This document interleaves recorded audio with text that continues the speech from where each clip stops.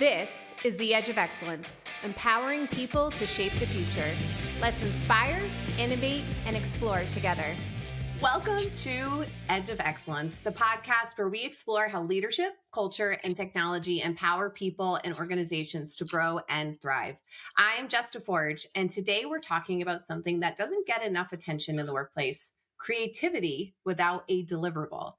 In a world where everything is measured, tracked, and optimized, we're asking a different question. What happens when we create space for play, balance, and trust? And I'm Bryon Beilman, and joining us today is someone who brings a thoughtful, human-centered perspective to leadership and technology. Jesse McCain is the CIO at iuvo, one of our longest members here, and with over 2 decades of experience in IT consulting, he guides both our clients and our internal teams on how to leverage technology efficiently, thoughtfully, and responsibly. What really sets Jesse apart is how he thinks about leadership beyond technology. He believes that strong outcomes come from trust, flexibility, and creating space for people to think, explore, and be creative, even when there's an immediate deliverable attached. Jesse is here today to talk about how leaders can enable creativity through play, rethink work-life balance, and balance accountability with flexibility in a way that empowers people to do their best work. Jesse, welcome to the Edge of Excellence. Great to be here. Thanks. Yes, Chelsea, I'm so excited to have you on. And I want to open up the conversation asking your opinion on where do you think the pressure for constant output comes from in today's modern work culture? Yeah, that's a great question. One thing I actually learned about this pretty recently is that it's a very American thing. My brother moved to Portugal recently, and I visited him, and the vibe over there, and I think in Europe in general, is pretty different than kind of the American way of looking at this. And so I think that combined with the recent 24/7 availability has kind of amped that up a lot.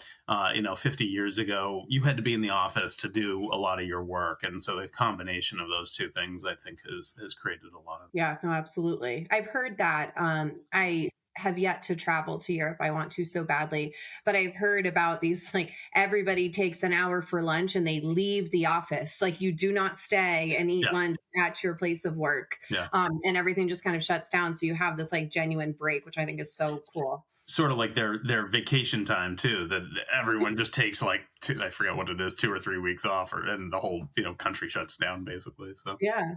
And then you sit down and take siestas. Oh, yeah. I wish I could take siestas. I'm not a big napper, but it sounds like it would be very recharging during a day. It's never too early to start. I'll put that on my goals for 2026. More siestas. So, Jesse, why do you think creativity is often undervalued and maybe even misunderstood at work? Yeah, so I think a lot of workplaces are really focused on the immediate need. They're worried about firefighting and the thing that's due tomorrow, and not taking that long-term, long view approach and so people are incentivized to produce for tomorrow and not think about, well, if we lay the groundwork for this today, it'll actually pay greater rewards in the future. So it's a lot of short-term thinking. Yeah, no, I think short-term thinking is the right word there. As a former teacher, and I was an early ed teacher, play was such a big part of my work and was so highly valued in the way that we helped, young learners, absorb information and knowledge and express themselves. And it's so interesting how, as the years progress, within education and then obviously the workforce, we just lose sight of that completely. And it's really sad. So I'm curious, what do you think play actually means in a professional environment? Yeah, I mean, in a word, I think it's exploration. I think that we, similar to what you were just saying about teaching, that we think about play as a childish thing, which I don't think is right. I think it's a very important part of everyday life and being creative, and I think I think the word exploration feeds into it a little bit better and has a better concept to it, but it's the same idea. And so giving folks time to step away from day-to-day pressures really lets them explore, more about their industry and what got them into their job, and it's sort of like what you were saying, the fun parts of why they come to work every day. And you mentioned exploration, so it makes me think a little bit about, I guess, about empowerment, right? And so, can you talk a little bit maybe about, in order for somebody to explore and do this thing, do you feel like there's an element that as leading people that they could feel that's okay to do that, right? Yeah, absolutely. Yeah, I think play and, empowerment enables play, and vice versa. I know that our ability to have freedom of our time is so important for me, and such a large part of why I work here and why I've worked here for so long, is having that freedom to, take a long lunch and go out for a bike ride in the middle of the day. That's taking care of myself in a way that then, makes me a better employee too, because I come back recharged, I come back healthier, a little more focused. So I think it's super important. But empower, I think in terms of empowerment, though, that's, as leaders, we have to empower the people that we're leading to do that, to have the space to do that.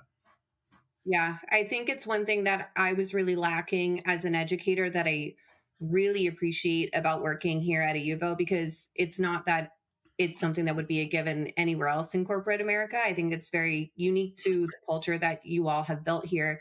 And one of the things that has helped me embrace this mindset more, because it's difficult to embrace. It's like, wait, is this real? You really want me to take time off and get outside?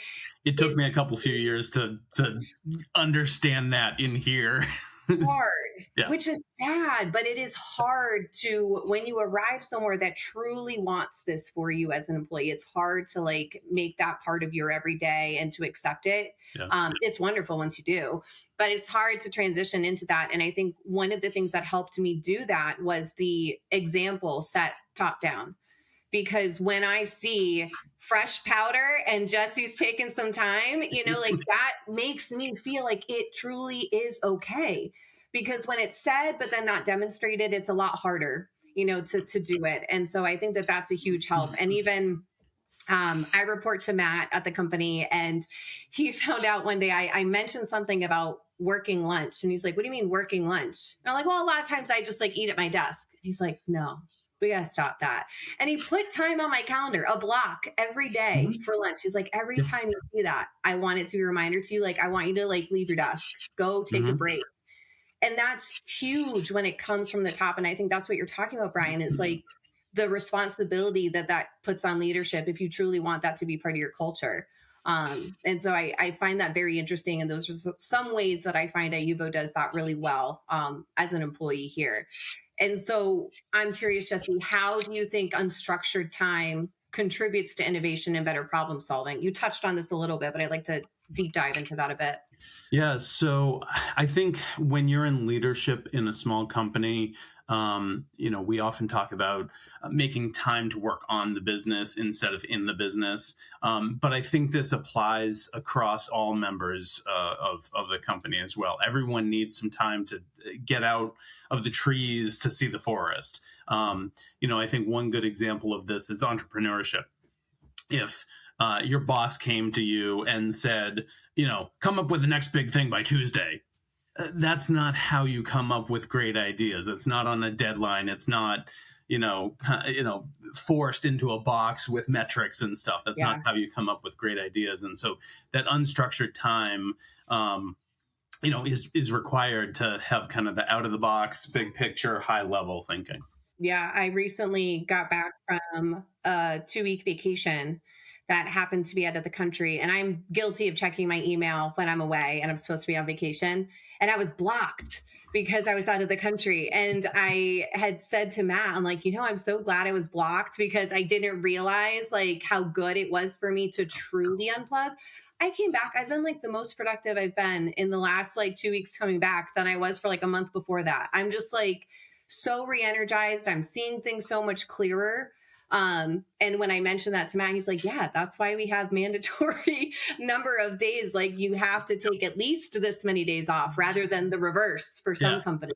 Yeah. And I actually find that while I take advantage of like taking a day here and a day there, you know, like we were talking about, you know, when there's a good snowstorm and some good skiing, you know, to really like disconnect though, like I need at least a week off because you have to, the thing that I find about that is that you have to prepare for that. You can't, when you have more than a week off, you can't just do all the work, you know, that you can ahead of time and then catch up when you get back. Because now you're doing the same amount of work. It's just compressed into less time. Right. And so when you take a week or more off, you have to prepare for that. You have to offload things. You have to, you know, shift things around to make that happen. And then you can fully disconnect. And another thing that I found about that too, a while back, I took 3 weeks off to travel through all the West Coast national parks with my family, which was amazing. And we were, you know, disconnected like from technology for the most part. You know, it was a longer period, so like I had to be planful about it. And so not only does that force that disconnection, but you know, coming back, I found that, you know, some of the things that I'd handed off to people, I didn't need to take back, or, you know, like it kind of, it's a reset in work as well as kind of mentally. So it's huge rewards from, you know, from taking that time for yourself. And I was volunteering this weekend with someone who was like, oh yeah, I've got all this PTO. And I'm like, I literally took yesterday off to go volunteer. And I was convincing her to come join us. And she's like, yeah, I've got this PTO. I guess I could use it for that. She's like, it's all built up. I'm like, you're supposed to be using that. They don't give it to you for nothing, you know? So spreading it to other companies. Well, you know, it makes me think too, a couple of things you said there is we have unlimited PTO. Mm-hmm. And I've read just recently, there was this article that people say, well, that's a bad thing because people don't use as much vacation and so forth. And so, you know, here we've said you have to, yeah, it's unlimited, but you have to take at least this much. We're going to make sure you use your vacation because it's for the employee's sake. And then the other thing you made me think of, Jesse, is when you went off on, and both of you, when you've taken vacation, if something's going to break while you're gone, then that's a problem with the business, right? So it helps the business be more resilient. So if a leader's out there listening and saying, hey, I can't give my people time off because then the business won't run, then that's a problem with the business. So by going off and saying, what if Jess or Jesse both take 5 weeks off, and what are we going to do, right? Yeah. Then everyone should be able to take time off without having to be called on their vacation or even expected to catch up when they got back. 100%. Yeah, we've talked about this the entire time that I've been here. That you know, in IT specifically, sometimes you'll find people who hold data closely and don't want to share it because they think it's job security. And it really isn't. It makes a business fragile, frankly. Because if I'm out and I'm the only person who can reset your password, Bryon, like now you're calling me while I'm in Hawaii, you know, which is 6 hours different.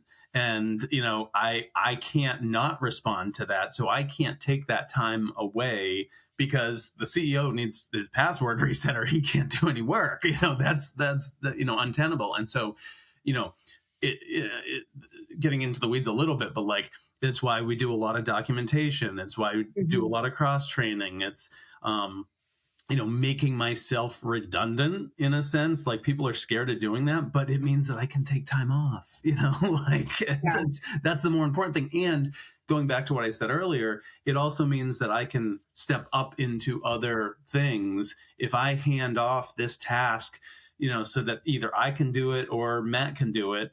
Now I can take time off and Matt can handle it for me. And maybe, you know, Matt just keeps handling it for me and I kind of level up onto the next thing. Well, and this is probably why, Jesse, that you started as a consultant and you worked your way up to CIO. Right. Yeah. Yeah, no, absolutely. And I think the other piece to that is that the leadership needs to make sure that people feel safe enough to do that, because there may be a component to feeling like you need to make yourself indispensable and hoard information. That also signals to me that maybe there's, a disconnect from leadership to make that employee feel like that doesn't need to happen, that they are safe, even if there's shared knowledge, and that they can take that time off and see the benefits in that instead. What do you think happens to teams when every action has to justify itself with some sort of measurable outcome? I think if you're expected to produce something every minute of the day, then you're a robot, not a human. That's going to lead to burnout. It's going to reduce productivity in the long run. It's creates worse customer experiences, high turnover. If I call a business and the customer service rep is grumpy because they've been working 60-hour weeks and haven't had a day off and who knows how long, like that has a downstream effect that I experience as a customer, and now I'm not happy with this company, and the inverse of that is that when we've been talking about all the things that we do at iuvo to improve our own people's experience, because it has a downstream effect for our clients.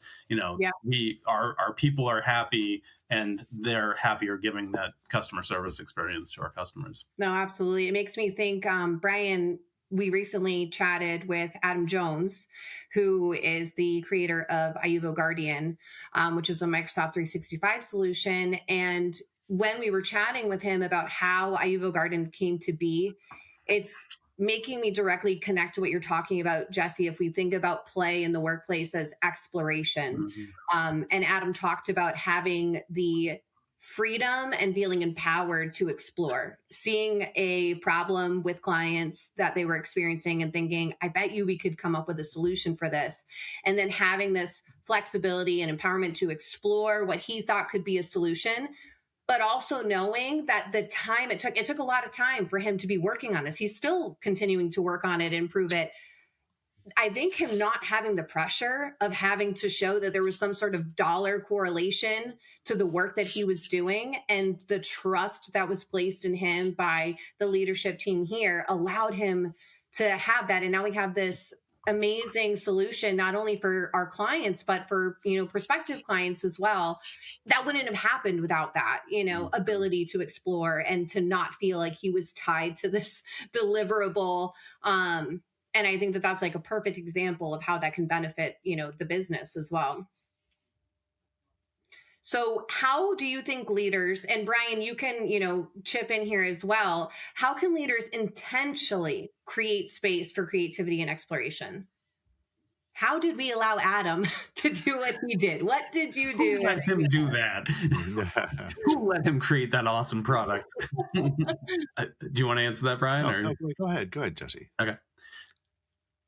So I think that leaders need to lead by example. Like you were saying, we don't ask folks to produce something every minute of the day. But I think just as importantly, we have to share that when we're doing it too, so that, Adam or whoever it is feels the safety of like, oh, I see that, Jesse's working on this thing that's not immediately related to, billing a client or whatever, exploring, ideas for the future. Like, I feel like I can do that. And, Adam's manager is we have a professional development time policy that defines professional development really loosely. And that's intentional, because we work on billable hours a lot of times, we have to track that. But we don't want that to then be perceived as, well, you have to be productive for all of your time. We just want to know where you're spending your time. It doesn't mean that every single hour of that time has to be billable. And so we're very intentional about saying, okay, you have this block of professional development time or development time for this product or whatever, to use over the course of the week or the month or whatever. Right. What comes to my mind is it is tough in a consulting business where we sell our time in general, but I think that people have time over time, not just Adam, is they look at a problem. We hire really great people, and Right. why would you want to take these really great people and then micromanage them and say you need to do this? You say, like, here's the problem, or here's something. I don't even need to say the problem. They'll see the problem. They'll say, listen, this is happening across more than just this instance. Let's find a solution for it, and they go off and do it. And then this solution for this one thing scales across the entire organization or entire client base. We didn't say, if we would just say, listen, just focus on your time and be busy. Busy is not great, but providing great solutions is. So it's a combination of things of where we hire great people and you let them do the amazing things, and you can't, like, I think Jesse, you said at the very beginning, if somebody says, I want you to be creative, like, you'd say, no, just let them recognize that, know you have their back, and they will find these great solutions. Yeah, no, definitely. And, Jesse, this idea of wanting to explore, I think in order to explore, there needs to be some level of curiosity. And so what role do you think curiosity plays in technical and non-technical roles? Yeah, it's, I think that's one of those things that we actually see as a key piece to successful employees here is curiosity. If, I don't remember the number, but like some high percentage of folks within iuvo are musicians, which I suspect is not common for kind of an IT sort of organization or like a technology focused organization. But there's this level of creativity among the people here that is super important to how we deliver our business, and our services. It's really kind of key to a lot of what we do, and not even from a problem solving point of view, but from an approach point of view of, like, if you're doing this rote, it's not going to work. I can give you a script to help you troubleshoot, why your computer's rebooting or something like that. That's without any creativity to that. You're not going to be like, oh, wait, but last week you told me you were on vacation, maybe you got some sand in it, or, if you're following the script, you're never going to make that connection, sort of. You got to think outside the box. So I think that makes, the curiosity piece of it, and the creativity, is one and the same, and takes someone who maybe knows the technology really well and can take direction from a manager saying, I want you to build this, and they build exactly what was asked for. Right. They don't build the next big thing, though. No, absolutely. It makes me think of, in education, we would talk about the science of teaching and the art of teaching. And it's difficult to get to the art of teaching without a foundational level of knowledge, which is that science piece.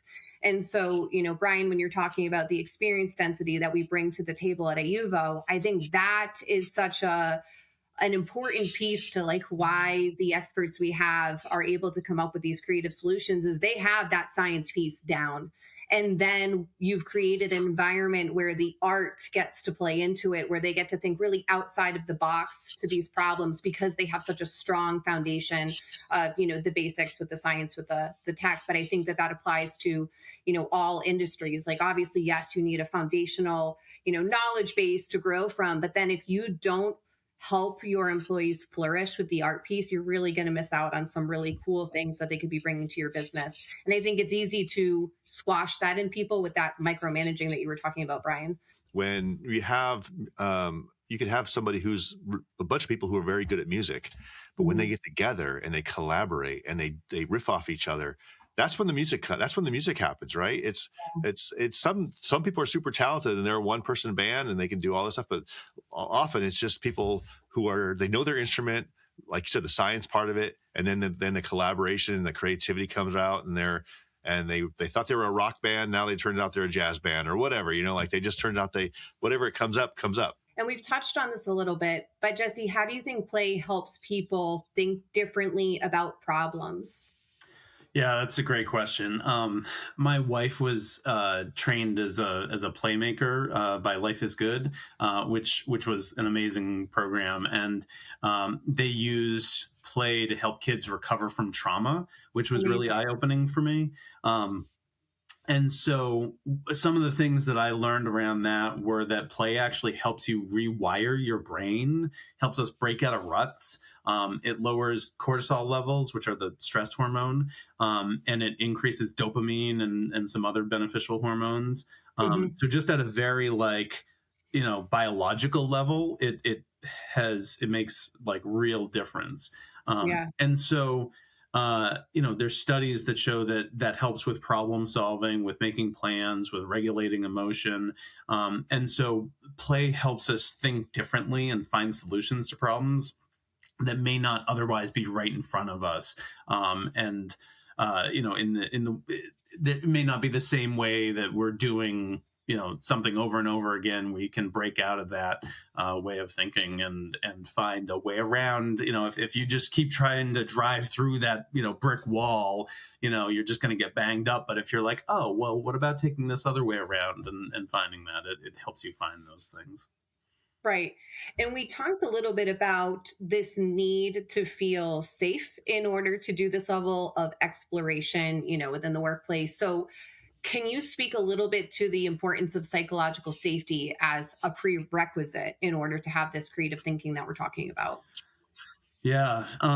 So something interesting that I learned recently is about the comfort, learning, and panic zones. So like our comfort zone is kind of in the center of things. Like if you're comfortable doing something, you're like, oh, this is great. You're sitting on the couch, or you're doing the thing that you do every day, and it's comfortable. Your learning zone is when you're pushing a little bit outside of that. It's a little stressful, but you're learning as you're doing it. But if you get pushed too far, you get into the panic zone. And once you're in the panic zone, you can't go back to the learning zone. You have to go back to the comfort zone before you can expand into the learning zone again. And so, for instance, there are people who enjoy karaoke and think that that's a lot of, and that's fine. Like, that's great. That's a little bit terrifying for me. Like, I don't sing. I don't want to stand up on stage. Like, that combination of things, like, makes me nervous just thinking about it. And so, it might be putting me up on stage might rewire my brain, but not in the right way. So that would not be a good way of doing that. But, having the, being in a safe place, knowing that, hey, it's okay to get on a podcast and push yourself a little bit beyond what you do every day. Having that's a prerequisite for that, because you can't learn, you can't expand, your mindset in the comfort zone or in that panic zone. Right. No, absolutely. So I've been seeing a lot on my TikTok because I'm very hip. And I've been seeing a lot of, this kind of change in mindset and expectations when it comes to work-life balance. It seems that the traditional way of thinking of work-life balance is not working for people anymore. And so why do you think, the definition that we previously held for work-life balance is just not a fit for people going forward anymore? Yeah, so I think with like our always on modern technology, work from home, the lines of work and personal life have really gotten blurred. I think some employers exploit this, expecting people to be available at all hours. And it's just not sustainable, But I also think that employees can take advantage of this. That's what we encourage here. Of like I said before, going out for a bike ride at lunchtime, is in warmer months, just a great way that I use to reset, doing work, at times that work for me, so that, when my kids were younger, I could go see their play or whatever. And that gives me the energy. I can use my energy at times when it's most effective. If I have to do X at this time, I may not be ready for that. But I can do this other work that's going to be easier for me then, and then use, time that I'm a little more, energetic to do something more challenging. Okay, that's what we do. Yeah. There's no rails. That's the thing. Yeah. You need a little bit of guardrails, though. Like, you're doing fine. Bryon, do you have anything you want to add when it comes to this mindset of work-life balance? Yeah. I think there's also a term that's been thrown out a little bit, is work-life integration. Oh. And it is the work-life balance used to be, I felt like, I need to make sure I'm balanced, so I'm not working too much. But then as we're online and so forth, like Jess said, like, I don't know how many times we use Slack as a communication. Somebody says, you know what, I'll take my dog for a walk. Like, it's 2:00 or whatever. And so they're going off and doing things, and then they come back and because it boils down to, do you know what you need to get done? Yeah. And if you measure results and not measure the people's time, then you're kind of integrated. You do want to be able to shut off. I'm really proud of Jess, because I see at the end of the day, your Slack, it says, is quiet, so you're not hearing the Slacks. I should learn from that a little bit, because I see that and I'm like, oh, it's but there's different ways. I think it is tailored to the way people like to work and the way that they get they're most effective. I like that the way that you just said that, Bryon, because I do think, people are obviously so unique, and what work-life balance looks like for one, it can be very different from what it looks like to another. We have some people here that are morning people, and they sign on super early, and that's when they're doing their best focused work, and other people are not, and I see them on later, and there's no pressure that one way is better than the other. Obviously, we're held to a standard. If you have a meeting and it's in the morning, like, you need to be on for your meeting. But I found, in transitioning to iuvo, one thing that was really cool for me is I used to get this nighttime sleep anxiety of I have to be up at this time because I have to report to work at this time. And if I don't fall asleep right now, it's going to be a rough day tomorrow. And just having the flexibility, especially if I don't have a meeting in the morning, of being it's okay, then I'll sleep later and I'll sign on later. I know I can get my work done, and I know I'm trusted to do that, has been huge, to not have that looming over my head. I love it. So Jesse, you spoke a little bit to, abuse that can happen with these, policies, and sometimes employees can take advantage. I think flexibility is sometimes misunderstood. So how do you distinguish between true flexibility and a lack of accountability? And why do you think that distinction is really important for leaders to understand?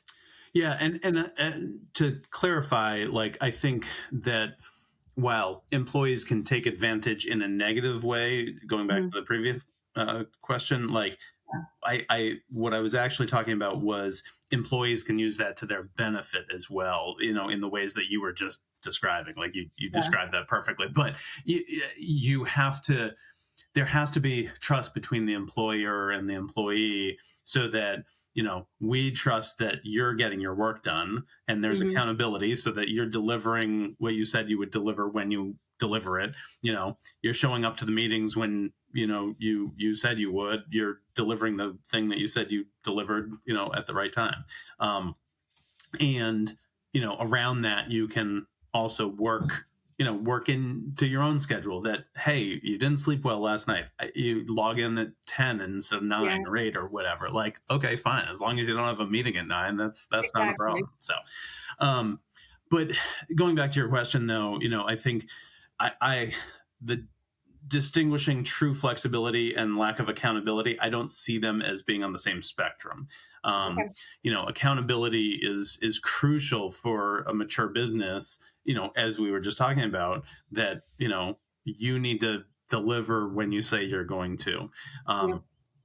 And, so being, that's true for being a good employee or a good employer.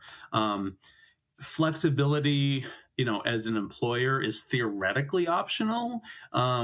We can ask you to do things by rote and, work, you need to put your timesheet in between 9:30 and 10 on every Monday morning. Well, if I do it Friday night at 10 o'clock, what difference does it make? It's in by, Monday morning. Okay.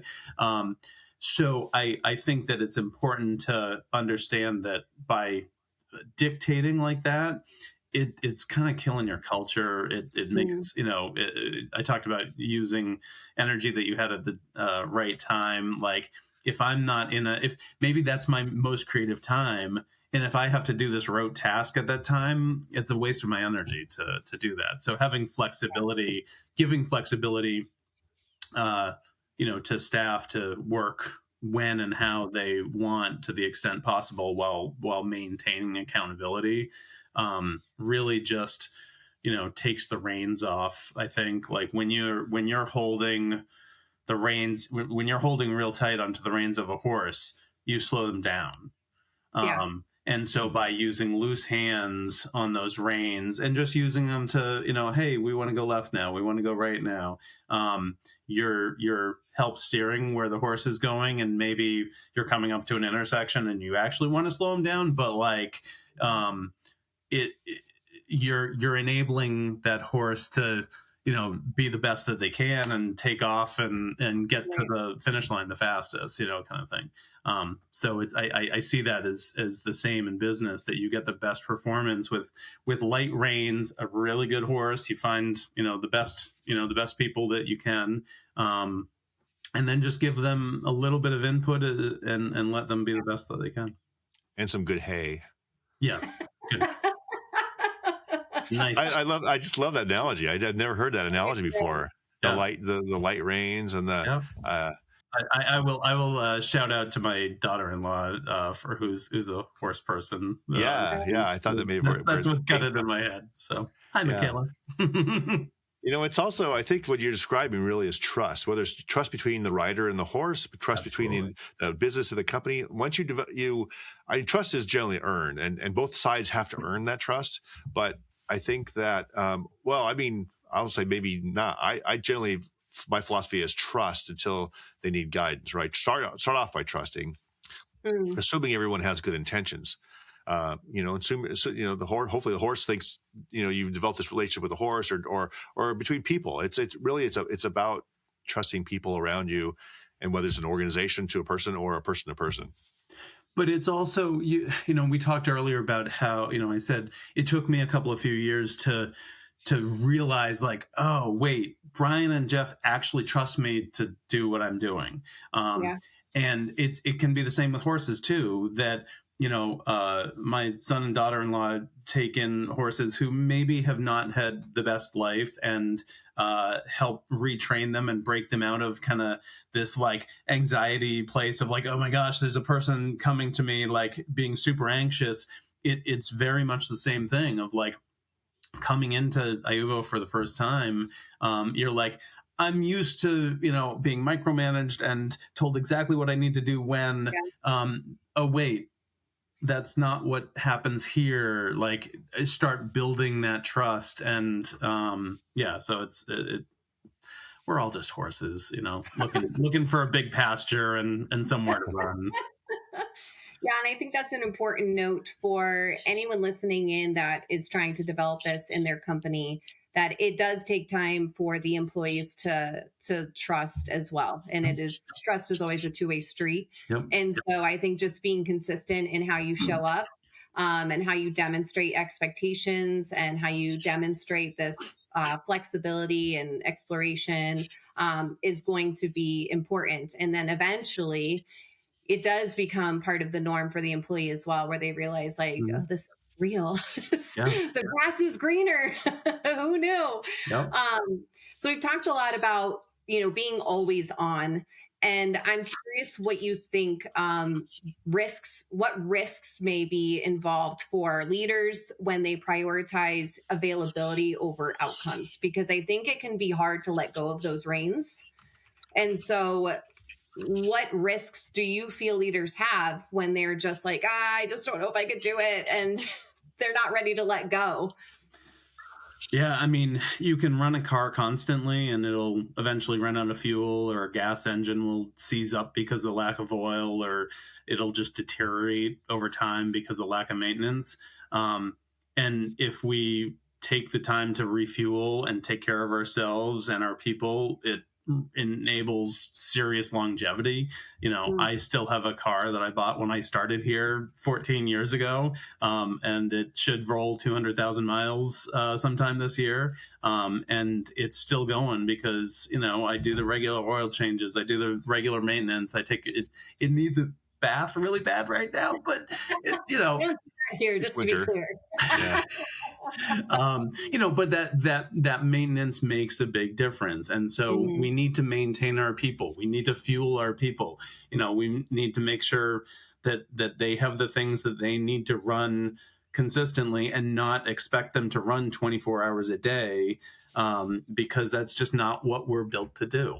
Well, you mentioned earlier, I think in the conversation, Jesse, like it's not if you do that, you're not a person, you're a robot. It's a very similar thing, right? We're not, even robots need to be maintained, but it's, we have a funny phrase here that I'm not sure who coined it, but like, even it doesn't matter what time of day. It could be 3, it could be, I don't know. It doesn't matter what time. Someone says, I have potato brain, I'm done. Yes.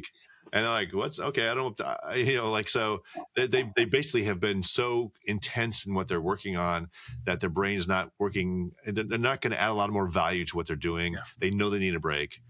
And then we don't, it's funny to hear that, because I love that term, potato brain. But at the same time, they recognize that they need some more fuel. It's so true, because there's toil, and then there's like meaningful work. And so if it's 4:00 and I've got potato brain, like what am I going to do in the next hour till, 5:00 or to 6:00 or whatever, right, that's actually going to add value? Isn't it more valuable for me to go recharge and come back fully charged tomorrow morning and put in 7 hours than to put in 9 hours today doing stuff that doesn't really add much value? Like, what difference does that extra hour or two make if it's not very valuable work? Well, I'll say, and what's cool about this is that regardless of the number of hours, and we've come across this. We didn't start this way. We're using systems that measure time and tickets and various things, but we realized that people are doing maybe better work than they've ever done before with less hours. And so it's caused us to reframe our business a little bit to go, what we really want to do is offer value to our customers. And however that's done, we're rethinking it because of the way our culture has affected that. Yeah, no, absolutely. And I think that's that piece that we were talking about, where you're measuring outcomes instead of the time spent. And if you have that psychological safety to know that your manager, whoever you're reporting to, is, good with you saying, like, I've reached capacity for the day, I've hit a wall, and that they trust that you're going to show up tomorrow. And because you've, ended earlier or started later because you didn't sleep, there's that trust piece on both ends that you're going to be able to deliver on whatever it is you're responsible for. And to your point, Bryon, 9 times out of 10, when you allow a person to have that autonomy to decide, like, I can tell you right now, I'm not focused, or I just got a horrible call from a family member and I'm stressed and now I can't focus. Feeling like you can step away so that you can take care of yourself and then come back recharged, you're absolutely getting better spend for your buck, with your employees, because they're going to feel taken care of. They're going to want to work harder for you. And they're going to be ready mentally to do so. Can't believe we're already coming up on time for this episode. So I do have just a few more questions for you, Jesse. Yeah. I am curious, what's one mindset shift that leaders can make to better support creativity and balance? Yeah, I would say don't hire anyone you don't trust. If you don't trust an employee to work from home, why do you trust them to work in front of your customers? This seems like table stakes to me. I think it's something that there's such an efficiency multiplier when people have the freedom to make decisions without all the red tape, but still are accountable for their outcomes. And so I think trust is just the core of that. Yeah, no, absolutely. And what advice would you give to leaders who are afraid of losing control by giving people more flexibility? Yeah, so this is where that horse analogy comes in. Loosen the reins, the horse will run faster and perform to its highest potential. Yeah. And if there's that fear, maybe there's a need to evaluate that relationship, because maybe there's a reason there's not trust. And Yeah. maybe that's something, to look at as well. Bryon, any closing questions for you that you'd like to ask Jesse before our final question that we like to end with? No, I thought, no, Jesse's brought us some really good analogies that I hadn't thought of in a different way. I love it. So, Yeah. So I've learned a lot from Jesse on this episode. Same. I feel like I'm going to be thinking cars and horses after that. You got to stop mixing my analogies, though. I should have picked one and stuck with it. No, I love it. I love it. It speaks to different audiences, Jesse. There you go. We'd like to ask on your first time on the podcast for a closing question, what's a fun fact about you that might surprise people? Yeah, so I think this is surprising for, because I'm a technology person, and it might be why I'm a technology person. But for the first 4 years of my life, I lived in a house that did not have electricity or running water. And the only reason that we had a telephone is that my mom was a little freaked out about having a newborn baby a mile back on a dirt road. So I grew up in a very non-technological house and very slowly moved into technology, and my curiosity led me to take apart my Walkman and see how it worked and stuff like that. But I came out of having grown up with none of it. So yeah. Oh, it sounds like you were like Abe Lincoln or something, a girl. Come on, I'm not that old. Oh no, Walkman, Jesse. So yeah, it was electricity was available. My parents just to be clear, chose not to have any. Awesome. Well, Jesse, thank you so much for being on today. This brings us to the end of today's episode of Edge of Excellence. As we heard today, creativity, balance, and trust aren't soft ideas. They're foundational to building resilient, high-performing teams. If you'd like to learn more about how iuvo helps empower organizations through transformative IT consulting, please visit iuvotech.com. You'll also find this episode, along with all of our past and future conversations, available there. Yeah, thank you so much for listening. And until next time, keep building teams and cultures that inspire excellence without needing a deliverable for every moment. Thank you for tuning in to the Edge of Excellence. We hope today's insights empower you to shape your future and rise to your full potential. Let's continue to grow, innovate, and lead, pushing the boundaries of excellence.